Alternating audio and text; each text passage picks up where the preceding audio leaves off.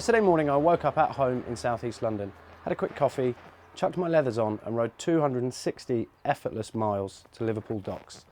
I had heated grips, I had cruise control, had a tall screen and plenty of space for me, my packed lunch and my spare pants easily fitted into the panniers of my bike. Now within 3 hours of getting to Liverpool docks I was doing a road legal 170 miles an hour. Probably like that guy's about to be doing now. Ladies and gentlemen, the bonkers Kawasaki H2 SX and the sunkist, amazing Isle of Man.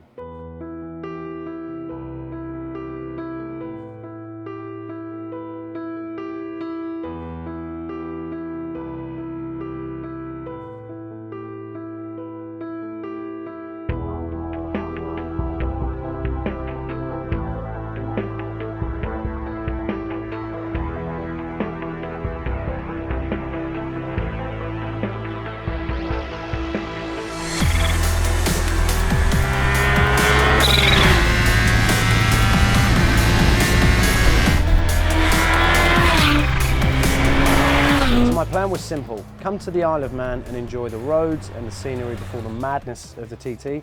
We're only days away from this place turning into a racetrack, and also try and enjoy the delights of what I can only say now is possibly the very best sports touring motorcycle I've ever ridden.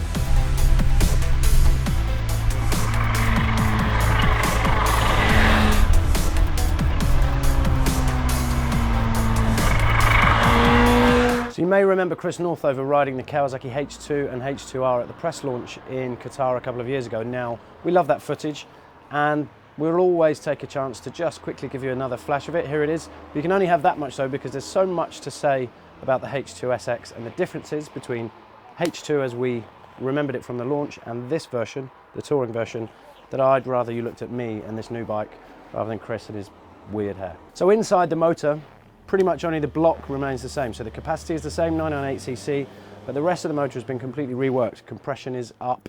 They've tried to reduce the stresses on the motor. They've changed the impeller blade shape and the capacity of the airbox. Now, if you're pulling a funny face and you're about to moan when I say it makes 200 horsepower and has 102 foot-pounds of torque, if you don't think that's enough, go and buy a H2. If you want to take a pillion and you want to carry some kit and you want to come somewhere like this in complete comfort, H2 SX is the bike for you. The way they've achieved those changes is also by increasing the tubing for the chassis. So that trellis chassis that the H2 and H2R has, by increasing that tubing, what they've done is they've increased the load capacity of the whole frame from, I think, 94 kilos to 190 kilos. So now you've got no worries at all about loading up your panniers and sticking somebody on the back of your supercharged flying machine. Other subtle changes are a 15mm increase in where the headstock is over H2 and a 25mm increase in the swing arm length, taking the overall wheelbase up to 1460mm. Again, just slightly increasing the length should improve the stability of a bike like this. Fully adjustable suspension, front and rear, cornering ABS, cornering lights on the SE version that I've been riding. Also, that SE has a full Accommodation exhaust. It has a quick shifter up and down the gearbox. It has a taller screen and it has the TFT dash. Huge, beefy ABS equipped monoblock calipers. Such a big job asking 260 kilos to slow down from anywhere between 0 and 170 miles an hour around here. It's a big ask. It might be a big ask because it is a big bike, but bizarrely once you're on it, it doesn't feel that big. Seat height is only 835mm. Standover is very, very easy. Reaching the ground is simple if you're average height. And once you get moving on the thing, you'd be hard pushed to notice round town that it has the power and torque that it does. You'd also be hard pushed to catch yourself out. That tiny increase in headstock length has given more steering lock, makes the whole thing very, very easy to maneuver in town and out. It's a very, very easy bike to ride, fast or slow. So in price terms, how much is it going to cost you? Well, bear in mind before we chuck the numbers at you, that if you want the very best in any sector, you're going to have to pay the most usually to pick it up. So the standard H2 SX is £15,099. And the SX SE that I've been riding is £18,099. Regardless of which model of H2 SX you choose, you get 3 power modes. So full, medium and low. Medium chops power by 25% and low chops power by a further 25%. You also get 3 levels of traction control and you can turn it off. You also get launch control, you also get cruise control. It has all kinds of control, but you still have to ride this bike, and you still need to remember that it's a big old bear that makes loads of power and goes really fast. Now, we didn't get a spot on the press launch last year, so this was our first chance to spend some time with it. Now, I tried to live with the bike at home, and it was nigh on impossible. Every time I got on it, I just felt like my license was feeling pretty fragile. That bike just seems to do a brilliant job of taking Plymouth and Dover and just neatly folding the whole of the country in half in the middle. Everywhere just felt tiny. I was going way too fast, hence the reason we've come across to the Isle of Man. Right, it was the fastest till I got here.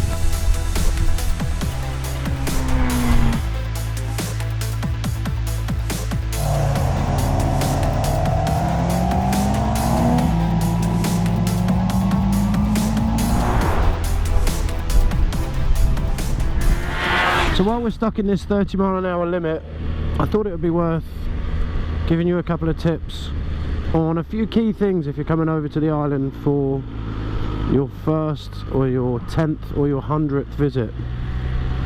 So we're going to speak to a couple of people, somebody from the accommodation side, somebody from the travel side, and then I'm going to waffle at you a little bit about some things to think about when you're riding here. Right, so Richard Hurd has given us some advice. Richard works for the Isle of Man Steam Packet Ferry Company, and here are our tips for making a smooth transition on the boat. So, first things first, if you've got a tank bag, put all of the bits that you need to use to check in your tank bag, just to make things a little bit easier and slicker when you're checking in. Don't worry too much about the loading process. This boat company, of all the boat companies in the world, has probably loaded more motorbikes than any other, just because of the TT period. He also mentioned killing your engine as soon as you can and not starting it until the guys that work on the boat have told you to start. If you can imagine, you know, 300 bikes on each boat, all starting at the same time and sitting and revving, even for 30 seconds longer than they need to be, is going to create a dizzy head. Toxic carbon monoxide fumes and all that garbage. So yeah, do as you're told. No sitting on the boat revving it up like you're on the start line. Bike crime in the areas that you get on the boat, Heysham and Liverpool, is rife at this time of the year. So bike thieves know that there's going to be stacks of bikes. So when you're waiting to get on this boat on the other side, on the mainland, don't leave your keys, helmets, shiny things. Yeah, don't let them out of your sight. So this is what the process of loading your bike looks like. This is what you'll be doing when you come. He also mentioned cancellations. If the weather changes, everyone tries to go home early, you'll have to put up with them. They do have some last minute spaces, but if you're here and you want to get back earlier than usual, you're going to have to kind of take your chances. So yeah, you can see there, the guys know what they're doing because they've done it a lot. One strap, make sure it's in gear, steering lock on. So that's it, upstairs. Keep an ear out for the announcements, safety briefing, all that kind of stuff. Thank you, mate. So one of the biggest issues when you come into the Isle of Man is planning where you're going to stay. Now, it's not as easy as you think because, quite simply, in the last 10 years, I reckon, the popularity of the TT has just exploded. So the stage that we're at now is quite simply there aren't enough beds for bodies. Now, we've stayed at the Manning Hotel, just up from Villa Maria on the prom down in Douglas, and we're going to have a chat now with Ron Kessler, who's the general manager here at the hotel, about the struggle with accommodation during the TT. First of all, thanks for having us, thanks for letting us stay. My pleasure. Talk to me about how you fit everybody in. How does the booking process work if somebody's looking for a hotel bed for the TT? That's the trick about we don't. The Isle of Man gets about 40,000 visitors to the island throughout the TT, and we struggle with bed spaces. We've had previously pop-up hotels set up, which they're not here this year. Yep. A lot of people use campsites Yep. to stay. The hotels usually get booked up 1 year in advance. A lot of the hotels have a policy to open the bookings once this year's TT is finished. Yep. Quite often, unfortunately, it's first come, first served basis. Yep. So don't give up, keep at it, get in touch with the hotels directly. Yep. Perhaps the Steam Packet company opened their bookings about 1 week prior to TT, so you can get your travel sorted then. Yeah. As in for the following year? For the following year, that's right, yeah. So you're already obviously fully booked for 2018? We're fully booked 2018, and it's safe to say we're fully booked for 2019 as well. Well, there you go. There you go. So, so camping is a viable option, but obviously, Camping is a viable option, and I would also suggest not to forget the homestay, Yep. which is becoming more and more popular. yeah. Where's the best place to look online if somebody's looking to research hotels? I would recommend the government's website, which is visitisleofman.com. Okay. They have all the accommodation providers listed there, Yeah. and then go directly to the hotel. Okay. from there. Okay, perfect. What kind of experience would I have if I came back for the Southern 100, Manx Grand Prix? Let's not forget that there are other events going on the Isle of Man. That's right. Yes, Southern 100, early July, Manx Grand Prix, late August. They are not as popular as TT yet, Yep. so there is better chance to find accommodation. But you're going to experience everything about road racing and It's great experience. It's not as big as TT. Yeah. There isn't as much entertainment, perhaps, but for a true bike fan, if you want to go Yeah. around the track, yeah. you can do that. Yeah. So don't be paced. And there you go. Cheers, Rom. While I'm sat here, here's the first tip of the day. Isle of Man police will crucify you if they catch you speeding in the 30, 40 and 50 mile an hour zones. There are plenty of them. The mountain course is the place to save it. Save all your speed for the mountain course. So 3 things to think about when you're riding at the Isle of Man TT. Because that's what you're doing, you're riding the racing course, you're riding the course that these guys are hammering round every day for 2 weeks. So, I think the first thing we need to think about, and look at the view, it's the grandstand. I think the first thing that we need to think about is how much you actually know this course. And even if that sounds a little bit condescending, I hope it probably does in a way, because if only one person questions how much they know the course and slows down, then it might save somebody from getting splattered. I think the issues with this course are much the same as I hear when I speak to track day organisers.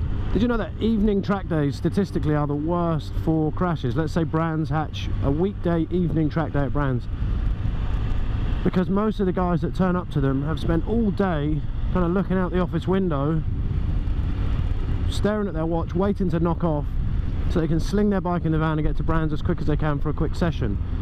I think if you magnified that by 365 days, that's what you get with this place. People wait all year to come here. You know, I love it here. I think about it every day pretty much. People wait all year to come here. They build it up, they build it up, they build it up. They get so excited, they get here, they roll off the ferry. The first thing they want to do is a lap. The last thing they do is think about tyres and all of the usual stuff that comes with going fast, let alone where they're going. And I just think not understanding where you're going on roads like these is, well, is literally flipping fatal. This place bikes really, really hard. So you might have played the new game, you might be banging out them 19-minute laps on that virtual McGuinness replica, but the reality is very, very different from a game. You know, I've been here and done it a lot. This is probably my 15th year, my 12th year as a spoilt journo. So I really have been here, got the t-shirt and bloody written the book. I've actually written a book about McGuinness, but pretty much about the place. I haven't got a fucking clue where I'm going here. So don't come over here thinking you know where you're going because you played the game a bit and you've been watching the races on YouTube flat out for a year trying to learn the course. You're not going to learn the course unless you get over here and you ride a few laps. When I say a few, I mean an absolute bucket load. The next thing I think you should think about is cutting the white line. Again, treat this place, even when you're on the mountain and it's a two-way road, a one-way road, and you know, you think you're able to fly along, you can only ride the road that you can see, and if you don't know where you're going and you don't know what's coming around the next corner, the best thing to do is just ride how you ride when you're at home. Enjoy the place so that you can come back next year, rather than come in here and you know, setting the fastest lap on your 15-year-old CBR6 thinking that you're going to be employed and be the next Sean McGuinness. It's not happening, you know. So I think probably the last thing that I can say to do is to remember to enjoy the place. I saw a guy yesterday who was so tense on the way into a corner. You know, it looked like he was about to get married. The guy was shitting his pants. Just relax, it's just a road. It just happens to be a road where you can go as fast as you can.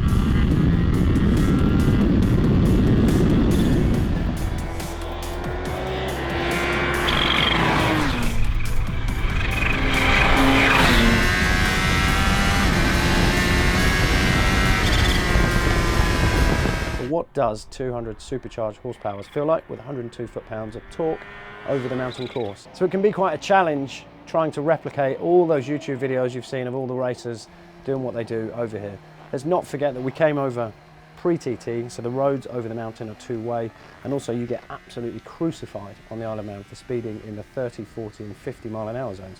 Once you get to the national speed limit sections, you can go as fast as you like, and that, in case you didn't know, is a very, very good thing. Adding speed and going fast on the SX is ridiculously easy. It's so easy to get sucked into staring at the dash when you're trying to go fast over the mountain. There's two sections on the screen that show you how much boost you're producing and how much throttle you're adding. So you can see whether you're babying it or whether you're full gas. I know that I definitely didn't spend very much time at full gas because the way this bike produces speed is absolutely insane. You can quite quickly go from 0 to absolutely in trouble, eyes on stalks, think you're about to fly off the mountain so easily that it just requires an incredible amount of effort and restraint not to get sucked into going too fast. Now, one of the things that I noticed about the bike was the mass, that 260 kilos. There is a lot of bike there, you can't deny that. It does get on with the job perfectly, but it just, every now and then when you roll the throttle, you can feel this kind of huge weight, which is where I was saying earlier about how much work the brakes have to do. So much work. Pulling this bike down from insane speeds to 40 miles an hour in some of the sections here is not an easy job to do. I did find a couple of times that maybe I would have wanted a little bit more brake. Let's be honest. Chances are you're not going to be doing 170 miles an hour on your way to work, and you'll never find that the brakes are anything other than perfect when you're living with this bike day to day. If track days and coming here are your bag, then you would probably have a track day bike that would suit the nature of the riding that you're looking to do. As it is, I think H2 SX provides this beautiful compromise. It just seems to do everything very, very well indeed. You can load it up, like I said, with panniers, you can stick somebody on the back, you can do 170 miles an hour, you can stick the launch control on and impress all the kids on the way to school. You can do everything on this bike.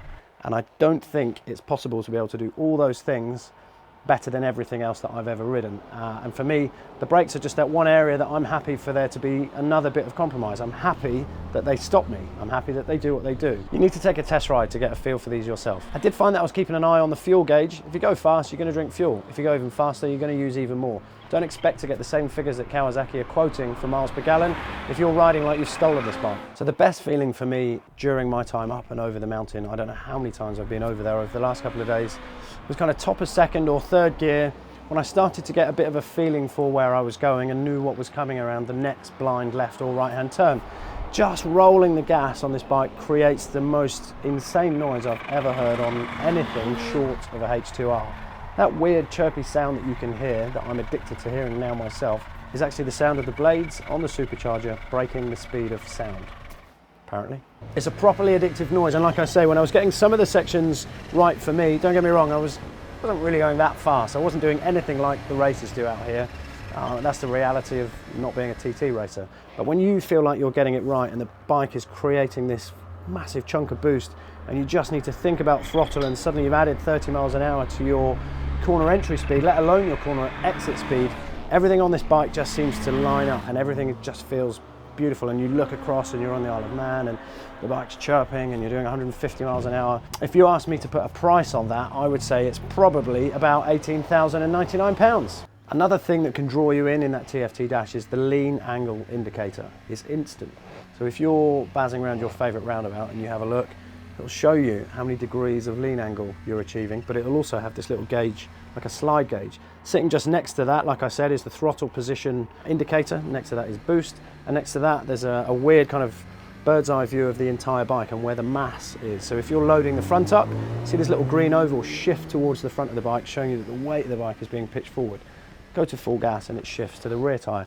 There's loads going on. It's hugely entertaining, but I will say if you get sucked into looking that, especially when you're in a place like this, trying to go as fast as you can, you're either not going fast enough or you're heading straight to Nobles.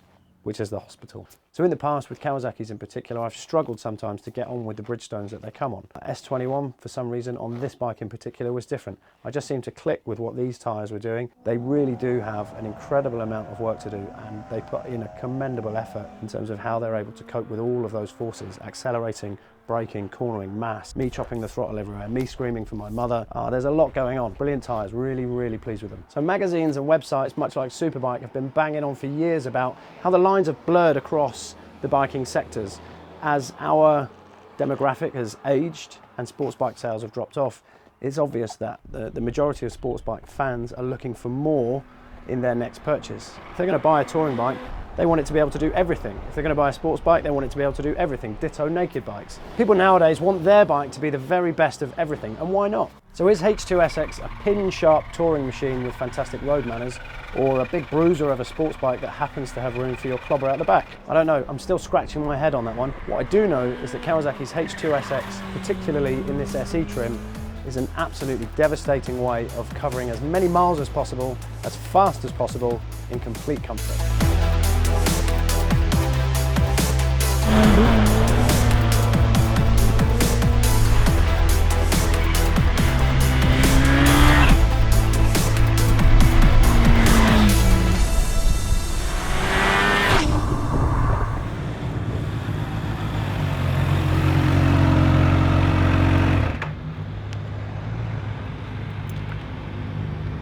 Right, had my fun, burnt my fuel, had my Manx kippers. Time to go home. I don't want to go home.